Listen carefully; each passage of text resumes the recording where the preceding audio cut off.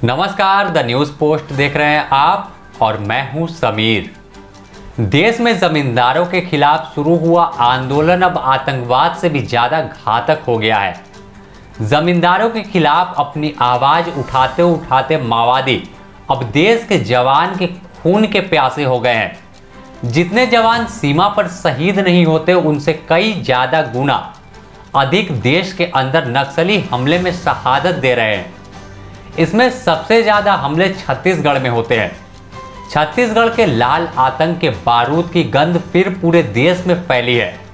एक झटके में आईईडी ब्लास्ट में 10 डीआरजी जवान शहीद हो गए। लंबे समय के बाद नक्सलियों ने अपनी मजबूत मौजूदगी दर्ज कराई है। आखिर कब इस लाल आतंक का खात्मा होगा? कब तक ऐसे ही जवान शहीद होते रहेंगे? छत्तीसगढ़ में नक्सली अधिकतर गर्मियों के मौसम में घातक हमले करते हैं। ज़्यादातर हमले मई और अप्रैल के माह में घटते हैं। अगर हम पिछले 13 सालों की बात करें तो सिर्फ छत्तीसगढ़ में नक्सली हमले में 234 से अधिक जवान शहीद हुए हैं। यह आंकड़ा अपने आप में भयावह है। चलिए अब आपको हम बताते हैं कि कब कितने जवान शहीद हुए और कैसे नक्सलियों ने घातक हमला किया। 12 जुलाई 2009 को छत्तीसगढ़ के राजनांदगांव में घात लगाकर किए गए नक्सली हमले में पुलिस अधीक्षक वीके चौबे समेत 29 जवान शहीद हुए थे। हम बात अगर 6 अप्रैल 2010 की करें तो यह दिन देश के लिए किसी काले दिन से कम नहीं था। नक्सलियों ने सीआरपीएफ की टीम पर दंतेवाड़ा जिले के तालमटोला में देश का सबसे बड़ा नक्सली हमला किया था। इसमें सीआरपीएफ के 76 जवान शहीद हो गए थे। बस्तर की झीरम घाटी में 25 मई 2013 को बड़ा नक्सली हमला फिर हुआ। इसमें कांग्रेस के 30 नेता और कार्यकर्ताओं की मौत हो गई। 11 मई 2014 झीरम घाटी के पास एक इलाके में नक्सलियों ने एक और हमला किया। इस हमले में 15 जवान शहीद हुए और एक ग्रामीण की मौत हुई। 12 अप्रैल 2014 बीजापुर और दरभा घाटी में आईईडी ब्लास्ट में 5 जवान समेत 14 लोगों की मौत हुई। मरने वालों में 7 मतदान कर्मी भी शामिल थे। तमाम जवान और मतदान कर्मी मतदान संपन्न कराने को लेकर जा रहे थे, लेकिन अचानक घात लगाकर माओवादियों ने हमला कर दिया था, जिसमें उन्हें अपनी जान गंवानी पड़ी थी। दिसंबर 2014 को सुकमा जिले के चिंतागुफा इलाके में एंटी नक्सल ऑपरेशन के दौरान सीआरपीएफ के जवानों पर नक्सलियों ने हमला किया। इसमें 14 सीआरपीएफ के जवान शहीद हो गए। 24 अप्रैल 2017 को छत्तीसगढ़ के सुकमा में लंच करने के दौरान बैठे जवानों पर घात लगाकर हमला किया गया। इसमें 25 से ज्यादा जवान शहीद हो गए थे। 1 मार्च 2017 को सुकमा जिले में नक्सलियों ने सीआरपीएफ के जवानों पर एक घातक हमला किया। इसमें 11 जवान शहीद हुए। वहीं 9 अप्रैल 2019 को लोकसभा चुनाव के दौरान दंतेवाड़ा जिले में नक्सली हमले में विधायक भीमा मंडवाई और उनके 4 सुरक्षाकर्मी की मौत हुई। सुकमा में 22 मार्च 2020 को चिंतागुफा इलाके में नक्सली हमले में 17 जवान शहीद हुए।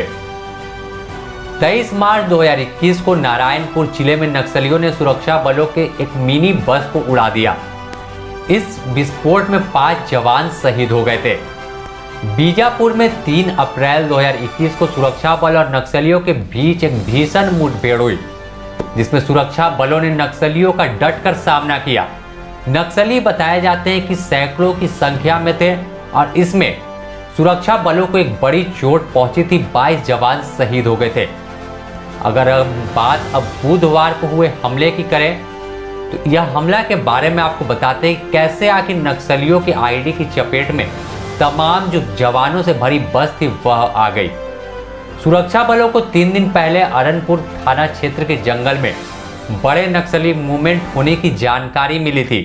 नक्सलियों की सूचना पर 80 जवान अलग अलग गाड़ियों में थाना पहुंचने के बाद अलग अलग टुकड़ियों में सभी को जंगलों में टीम अलग अलग बनाकर नक्सल विरोधी अभियान में भेजा गया। अभियान शुरू हुआ। जंगलों में लंबा अभियान चलने के बाद नक्सलियों की किसी हरकत की जानकारी उन्हें नहीं मिली और आखिरकार बुधवार को अभियान खत्म कर सुबह तमाम जवान थाने लौट गए। यहाँ 8 गाड़ियां लगी हुई थी और तमाम जवान, सभी 80 जवानों को गाड़ियों में सवार होकर दंतेवाड़ा निकलना था। इलाका संवेदनशील होने की वजह से कई दिशा निर्देश तमाम जवानों को पहले से दिया हुआ था और जो गाड़ी थाना से दंतेवाड़ा जाने की ओर निकली, पहले 2 गाड़ियां निकली, कुछ मिनट बाद पीछे से फिर अन्य गाड़ियों को रवाना किया गया। लेकिन पहली गाड़ी जैसे ही उस स्थल तक पहुंची, माओवादी तब तक वहां पर आईडी का जाल बिछा चुके थे और रास्ते में माओवादियों ने सड़क पर आईडी विस्फोट कर उड़ा दिया, जिससे जवानों से भरी बस विस्फोट में उड़ गई और इसमें 10 डीआरजी जवान शहीद हो गए, जबकि एक निजी बस चालक की मौत हो गई। कई लोगों के मन में यह भी सवाल है कि डीआरजी जवान क्या है, तो इसके बारे में भी हम आपको बताते हैं। छत्तीसगढ़ शुरू से जब अलग राज्य का गठन किया गया था तो यह राज्य जो है नक्सल के चपेट में है।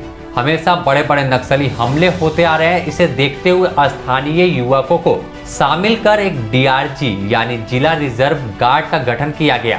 आदिवासियों से इस जुड़ाव के चलते यह नक्सलियों के मुकाबले के लिए उनका उपयोग आसानी से हासिल कर लेते थे। डीआरजी कई अभियान को अंजाम दे चुके हैं। यह नक्सलियों की लड़ाई का उन्हीं की भाषा में जवाब देते हैं और खासकर जब जंगल में यह अभियान में निकलते थे तो इन्हें जंगल की पूरी अधिक जानकारी होती थी, क्योंकि यह लोकल ही जवान होते थे। तो ऐसे में नक्सलियों को बड़ी चोट देते थे और इन्हें एक विशेष ट्रेनिंग भी दी जाती थी। अगर हम बात घटना पर करें तो घटना पर छत्तीसगढ़ के सीएम भूपेश बघेल ने नक्सलियों की बौखलाहट बताया है। उन्होंने कहा कि नक्सलियों से जंग अब अंतिम दौर में चल रही है, उनके खिलाफ अभियान और तेज होगा और किसी भी कीमत पर उन्हें छोड़ा नहीं जाएगा। किसी भी हाल में बस्तर में शांति कायम करना सरकार का सबसे बड़ा लक्ष्य है। वहीं इस घटना के बाद पूरे इलाके में बड़े पैमाने पर सर्च अभियान चलाया जा रहा है और जवानों को तैनात किया गया है। हमले के दौरान जो तमाम नक्सलियों की जंगलों से कई दैनिक सामान में जो इस्तेमाल करने वाले सामान है वो सुरक्षा बलों ने बरामद किया है और साफ तौर पर अब एक लड़ाई छेड़ दी गई है कि जब तक नक्सलियों का खात्मा पूरे इलाके से, पूरे राज्य से न कर दे, तब तक अभियान जारी रहेगा। फिलहाल द न्यूज़ पोस्ट में इतना ही। नमस्कार।